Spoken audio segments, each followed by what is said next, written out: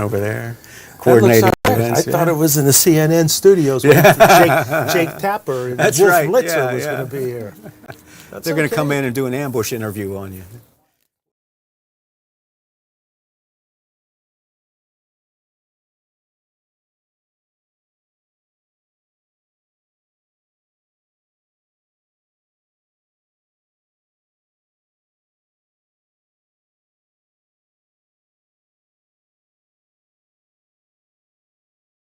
Welcome to the Best of Beaver County, presented by St. Barnabas, a weekly segment dedicated to putting the focus on the amazing things and the amazing people behind them in Beaver County.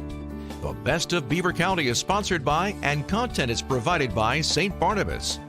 The show airs every Thursday from 11 to 11:30 on WBVP, WMBA, 99.3 FM, and Facebook Live.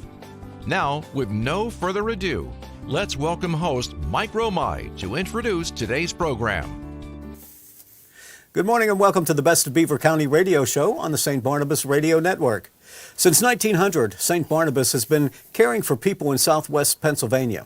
And today, in Allegheny, Beaver, and Butler counties, we offer a full continuum of care for our residents and patients, which include luxurious retirement, living, personalized living assistance, and hands-on skilled care in our nursing center. Additionally, through the medical center, St. Barnabas offers the following health services to the community and our residents: a full dentistry, home health and home care, hospice and palliative care. The St. Barnabas Health System continues to be focused on the needs of our community and our residents now and in the future. We look forward to having insightful conversations benefiting you and your family's well-being, and each month we'll bring you topics of interest to enlighten, entertain, and educate you. Men and women are invited to join us in the work of continuing Christian caring, healing, and teaching as we bear witness to our founder's reminder, God is able. In offering solutions and opportunities to enhance the daily lives of our residents, patients, and our communities, St. Barnabas is excited to bring to you today a show that we will try to bring out the green thumb, as we know everyone has. Joining me this morning is a master gardener from the Penn State Extension Office. Please join me in welcoming Frank Buffalini. Frank, good morning. Good morning, Mike. It's a pleasure to be here, and can't wait to get started. We talk about green thumbs, and I'm saying, no, I don't have that green thumb. Well, we're gonna turn it around today where we'll get you that green thumb. People send plants to my house to die. It's like their final resting place. That's not good. Frank, tell us a little bit about yourself. Well, Mike, I didn't start out as a gardener. It just happened to develop. Mm-hmm. And probably the best thing that happened to me other than my family. Gardening is such a stress relief factor. It makes you feel good. Mm-hmm. It's good for the environment. It keeps you healthy. Yeah. And what kind of pushed the envelope a little further in my interest was seeing what was available via the program that Penn State has, the Master Gardening Program. Sure. So I looked into it a few years ago. My wife said, why don't you give that a try? And you're interested, take a look at it. So basically, what we are as Master Gardeners is that we have a love for gardening. You have to have that. More importantly, though, that you want to be able to share that knowledge with others around you. Mm-hmm. And the only way that made that possible for me was taking the course and the material. An intensive horticultural program was available to me and to the others that take the program. Yeah. That really give us the information that we need to do better in our gardens and homes. So tell me how a kid from the mean streets of Plan 11, Aliquippa, becomes a gardener. But although I do understand it's because my mother's family was Italian. And so, in fact, we go back several years, and I'm talking probably 70 years or more, where a certain community wouldn't sell my grandfather a house because they said, those Italians and their dirty gardens and stuff like that, we don't want them in our community. Yeah, it's, I wouldn't trade anything in the world for where I grew up. Great community, great ethnic backgrounds there, and everybody pitched in and helped one another. What really started me is in gardening. Truth being told here, is my grandfather, my father's father. Back in the early 1960s, he promised that he would build a circular flower bed in our backyard, and we actually had one of the biggest backyards in Plan 11, and all the kids would come and play in my yard. But he dug it all out. Of course, we didn't have the mulch and all of the know-how that we have today. Or let's go to Lowe's and get four bags of mulch. Lowe's was Get a couple flats. Get some petunias or whatever. But he planted some ageraniums and some geraniums for me, and it kind of took off from there. Yeah. So you learned to take care of it? I learned and watched grandparents and aunts and uncles and my dad take pride in their homes. But they really lived, not entirely off the land, but the fruits and vegetables were available. Yeah. And it took work. And put it this way, though, if you don't want to get your hands dirty, don't be a That's gardener. not a gardener. You need to get your hands dirty. Go to the local store and buy your vegetables. There you go. Buy 'em a giant eagle. Was it different? Was the soil different? I mean, Aliquippa was always an industrial community, with J&L in the backdrop of it all. But soil erosion, the chemicals that spewed out of some of these plants, did it have effect 60 years ago on the soil more so than what we have today? We didn't have the knowledge back then as we do today on preparing soil, how to provide and do a soil test. One of the biggest factors, and I'll get back to that time period shortly, but any newbie gardener, I call them newbies that want to start out today. As a matter of fact, with the last 2 years of the pandemic, Mike, a lot of the younger generation, 45 and under, have jumped into gardening like there's no tomorrow. And the fact that they have to understand, as well as myself, that if you want to garden in a particular plot of soil, you just don't run over to a big box store or to a nursery and I'll take a flat of this, I want that, that looks good, I'll plant that. If you don't perform the soil test, you just threw your money away, and big waste of time. Yeah, so tell us about a soil test, because you're right. This time of the year, the weather is warmer. People want to grab a shovel and get out there and start digging and planting. Is it the right time to do that? And you got a soil test with you today. Is this the right time to test your soil? I'll tell you what, no, it's not the right time to test it. Okay. I do have the kit here with me. But basically, to start out and really get a good foundation for your garden, soil test is a requirement. Should be done before you do any planting whatsoever. The soil test that I brought here is actually from Penn State. Okay. The soil test itself should be conducted in the fall. Okay. After everything has... once you have your perennials are done and your annuals you pulled out, a decision has to be made where you want to plant your, whether it's fruit, vegetables, or a perennial or an annual bed. Once that bed is decided, you go over to that location and take a soil sample of probably 8 or 10 areas within that bed, anywhere from 3 to 6 inches deep, and you make sure you get down there with your hoe, and then you get a bucket, dump all of the soil into a bucket, stir it up like there's no tomorrow, and then we offer the program here, as I'm going to show you. Here's a little sample bag here. The soil sample bag has approximately 1 cup is needed. You fill it up. You fill out the forms that alerts the agricultural department at Penn State University at the main campus on how to handle it. And we also give you an envelope that's directed to the Ag Lab at University Park. Now, the only caveat here is it is not postage paid. Okay. You're required to pay it. Now, keep in mind, the soil is going to be somewhat heavy. Yeah. So you should go Might need into a the couple post stamps, office and get a complete weight of it so you can have the right postage, because they will not accept your sample. Now, you brought up a good point. You talked about a couple samples. If you're going to do a vegetable bed, and then next to it or down the other part of your yard you want to do flowers, you need to do separate soil samples. Okay. That's critical, because what the soil results and what Penn State is going to tell you, they're going to give you exact formula or what you need from the standpoint of NPK, which is nitrogen, phosphorus, and K. oh God. Whatever K is. Yeah, kind of that's an important part of it, huh? Nitrogen, phosphorus, and potassium Oh, okay. is the third. Okay. So that three mixes are what really makes up soil. Okay. So without those, your plants are not going to grow properly.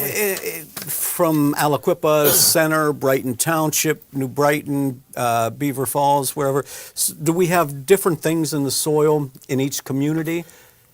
Well, you're going to have, most of this area here is a lot of clay, not much sand, Okay. clay, rock, not very porous. Those individuals out there that really are into gardening right now and have amended their soil, and when I talk about that, I talk about leaf mold, I talk about compost. I'm very heavy into both of those. Okay. If you're not composting, I know if you're just starting out, a lot of this may seem overwhelming, but composting is probably one of the most critical factors of having an outstanding garden. It really, you're eliminating all of the chemicals. You're using a brown substance that is carbon, and green, which is nitrogen. You combine those within a bin with the heat, with the decay process that happens, turns it into, I use the term black gold. Okay. It's amazing what it does for the soil. So when you look at you're driving down the street and you see these, in the fall months, bags of leaves parked on the side of the road. Right. Go take I have a them. neighbor that I take them.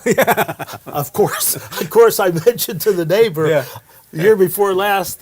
I said, Sally, you're throwing those away. She said, Frank, I'm not in garden. I don't need them. I said, I'm coming to get them. I have 8 of them. I took, got them, broke them down even further with my weed eater, as well as my blower that sucks them in, breaks the leaves all down. I add it to my composter. Okay. And basically, you're looking at a ratio of 3 carbons, which is a brown material, to 1 nitrogen. Mix that all up, and then you can kitchen scraps, fruit, So you're saving that stuff all year? Save it. We have a little bin in the kitchen underneath the sink. Okay. Gloria puts all the product in there. I dump it into my compost bin. Yeah. I turn it over. You have to make sure the moisture content's correct. And the end result's fantastic. So how often does she have to say, Frank, get this stuff out of the kitchen? Sometimes she has to remind me a couple times, So, especially if it starts get a little so you want to smelly. save all that stuff. You know, sure when you're do. making a salad in the kitchen, Yeah, you you want don't to save throw it all that away. stuff. You don't throw it in the garbage. Mike, this is the sad part. We as families today, using a family of 4, on average, they throw away, we included, roughly 650 pounds of compostable material into the garbage every year. Yeah. So take that for the number of families that we have out there, 650 pounds being thrown away that can be actually used back into the soil that's going to give your plants the life that they need. So you spread it in the garden. Can you till it under? Do you want to till it You can under? till it. Interesting enough, with tilling, you can overdo tilling because it brings up a lot of weed seed. Okay. But Yeah. fall is the best time to really get Do into all your that stuff. yard, get your soil test done, put some amended compost in, use your leaf mold. We have a second to talk about leaf mold. When we come back from our break, All right, I'll jump into that one. All right, Frank Buffalini is our guest. He is a master gardener from the Penn State Extension Office. A lot of valuable information we have for gardening. You're probably already out in your garden now, kneeling down, working the soil, trying to get those plants in. We'll get it for you coming up real soon. Next, with Frank Buffalini on The Best of Beaver County on the St. Barnabas Radio Network. It's been stated before that working at St. Barnabas is compassionate work with excellent career opportunities. In addition, we've heard when you enjoy what you're doing, it's not work. But don't take my word for it. Let's listen in to what motivates their employees. Hi, my name's Susan Elleteri. I'm grateful for my nursing career and the satisfaction that excellent care brings. This alone keeps me coming back every day. When our residents look forward to seeing us and are thankful for our excellent care, it goes a long way. Keeps me coming back every day. Find out about the exceptional career opportunities St. Barnabas has to offer by visiting stbarnabashealthsystem.com/careers for more information, or by calling 724-444-JOBS. That's 724-444-5627. Find out why St. Barnabas is apart from the ordinary. Here we go. And welcome back to the St. Barnabas Radio Network's Best of Beaver County show. I'm Mike Romigh, and our guest is Frank Buffalini, a master gardener from the Penn State Extension Office. He was born and raised in Aliquippa, lives in Center Township, has had his hands in the soil for many, many years now, and probably feeds the neighborhood with it. People come like, Frank, you got any extra tomatoes? We pass some basil and tomatoes around, sure do. Very good. When we went to the break, you were talking about leaf mold. Leaf mold. Actually, originally started in the UK. I watch a lot of BBC America and watch a gentleman named a gardener, Monty Don.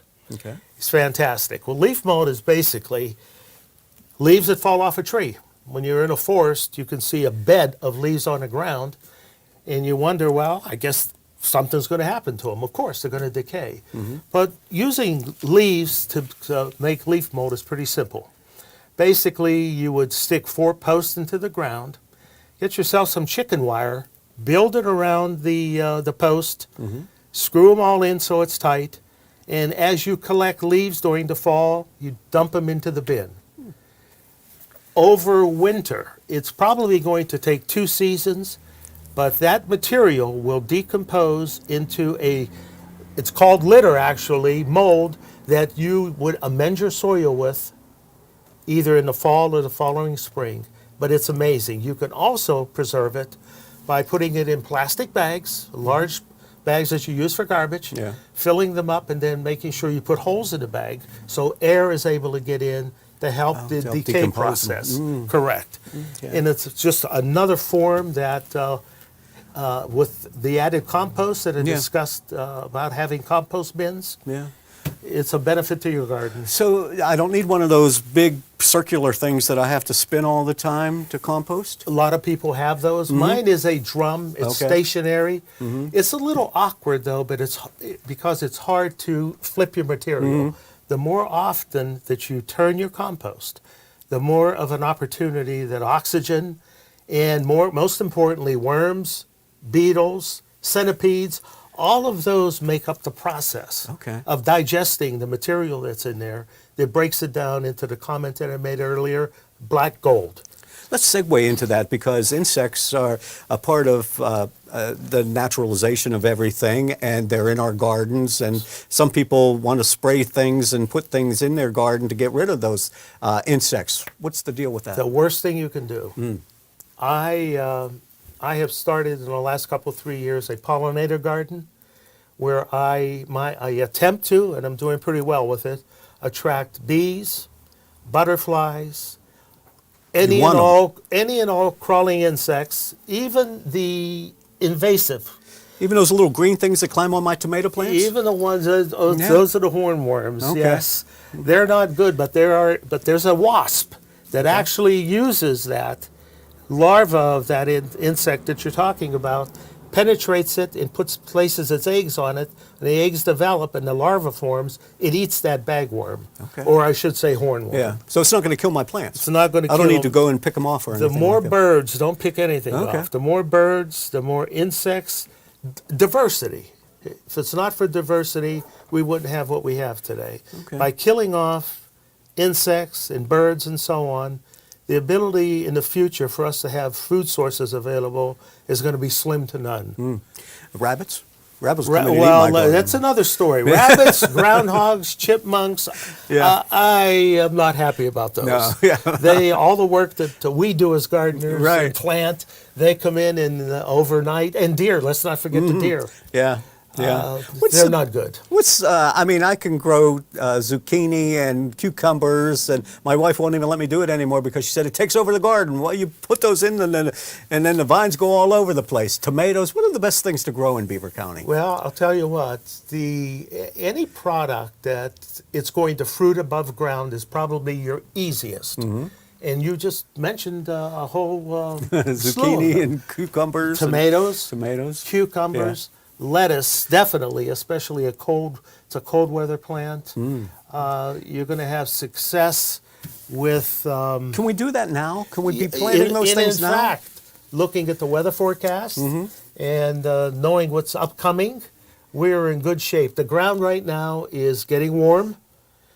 Usually you wait around Memorial Weekend, but the forecast that's out for the remainder of May, no frost is in sight. Yeah. So we should be in good shape. That's really what you want. For you to put peas and cucumbers and tomatoes, those are all excellent. Beans are as well. However, hard to plant, and I use these start with the letter C. Cauliflower, celery, difficult to plant. Yeah. You can plant them, hard to grow. Eggplant, and I mentioned carrots. Carrots, for one, need soil that is very sandy. Yeah, a little tomato. I mentioned Carrots, earlier the soil here in Beaver County. Yeah. A lot of clay, a lot of rock. Yeah. Kind of tough with carrots. Yeah, It can carrots be done. and tomatoes seem to be small. I would recommend, though, Mike, if you're going to do carrots, do a raised bed. No, okay. That way, you're putting in the ratio of compost, topsoil, and vermiculite. That way, that particular vegetable and or fruit that you plant is going to have great success. Yeah. Raised garden beds. Oh, and I yeah, don't know there's if a we're lot. gonna They're get getting into popular that. too, aren't they? Yeah, I did my part of my final test with the Master Gardeners. I had to do. We had to do a presentation. We had to pick a subject related to gardening, and I did mine on square foot gardening. Okay. Basically, building a square foot, whether it's 4 or 8 feet, and filling it up with soil. Like a lasagna bed, I think they call them. Well, yeah. Is that what they call them? You break it down. What you end up doing is you get more vegetables with less plants. It's segregated where you plant them. You have the soil that I mentioned that you're going to already buy that's top notch. Yeah. You're going to have less weeds to worry about. And not only that, for the elderly, those with arthritis, Bad knees, hips. and so on, raised beds do help. Yeah. Not only that, you can get some raised beds that are up 3 feet off the ground, fill it with the material that you need to plant, and you can work standing up or on a chair. Probably makes it easy to water too. Watering a little more often because the soil is so porous. So it needs extra care, but the benefits of the water and the nutrients are going to go immediately to the plant. It won't lay on top of the soil. It won't affect and rot the plant itself. Okay, so as far as you know, our last frost is behind us. So I can think go we ahead don't have to worry. I hope everyone doesn't go out and buy plants today and then 3 days from now it gets a frost. I know I'm going to end up getting the bill. Frank Buffalini is a master gardener. He's not a meteorologist at Channel 2, 4, or 11. Thank you, Mike. He doesn't know when the weather's going to hit. I appreciate that. But when we look at the Farmer's Almanac, or if you pick up the paper and you see, well, in this region versus that region, or this region, what region is Beaver County in? Interesting. 19th century, the Farmer's Almanac came about in the early 1800s. And at that time, of course, they didn't have eyewitness news. They didn't have CNN. They had no idea what the weather was going to be. So they took a look at the moon, whether it was waxing or waning, and they based their decisions on, okay, are we headed to a full moon where I should be planting crops above the ground, or the waning moon is because of the pull, the gravitational pull that the moon has on the Earth. I think that at that point you need to plant root-type vegetables, the cauliflower, the carrots, and Brussels sprouts that grow under. But you mentioned about the United States Department of Agriculture. Yeah. I'm going to bring that up because they are the go-to people. Okay. I refer to them, and probably all the gardeners that I know of, especially the master gardeners, to decide on what hardiness zone that we live in and what can be planted.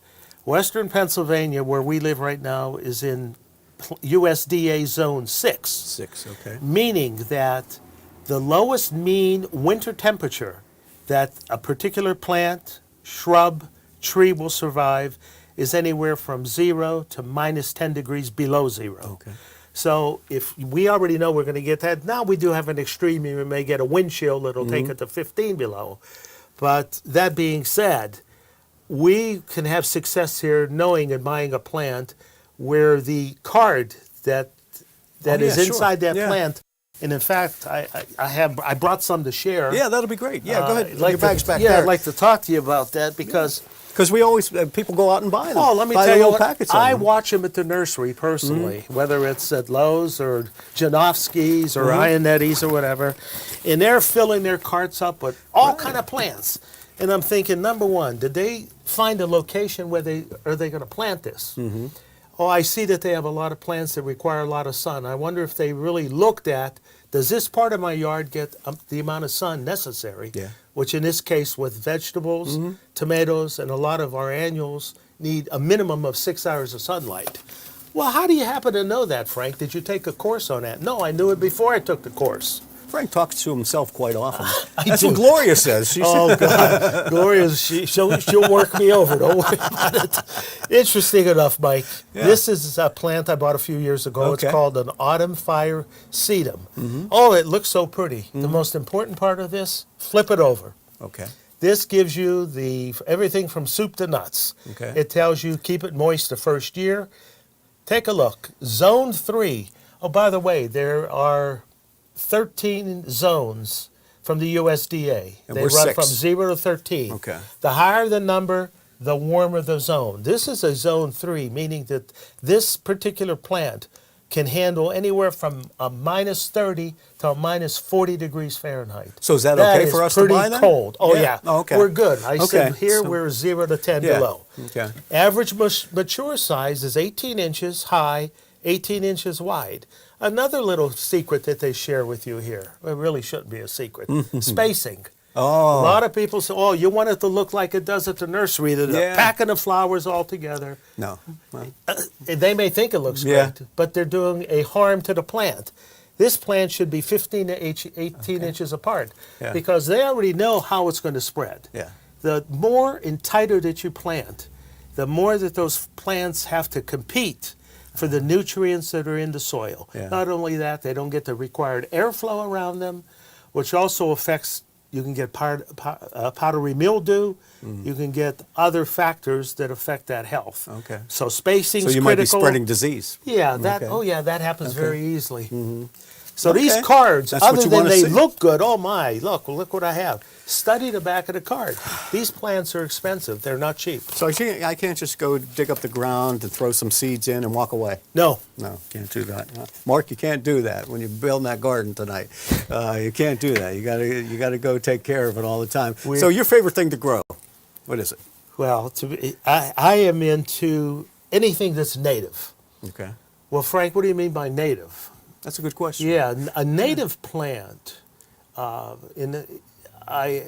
Some years ago, you looked it up, but again, a native plant is a plant that was originally here in North America prior to the Europeans settling here. So that Okay. is a long time ago. Yeah. With a native plant, you are guaranteed that you're going to get the beneficial insects that nest, that feed off the flowers, the nectar that they require. They are considered non-invasive. They're not going to spread all over the lawn. Yeah. Butterfly bushes are gorgeous. Everybody has butterfly bush. You go to a garden center right now, they're $25, $30 a piece. That's considered an invasive species because it spreads.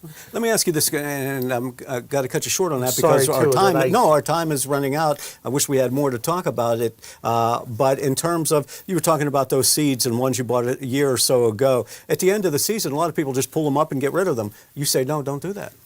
The seeds You wanna of the hold on- plant itself? The plant itself. Yeah, you can actually retain the seeds. Okay. You So can don't just throw them out. in a No, garbage bag. you can. The birds, by the way, birds feed on the residue that's left over in the fall. You'll see a lot of people. Oh my! I got to get my lawn to look. Everything has to be beautiful and gorgeous.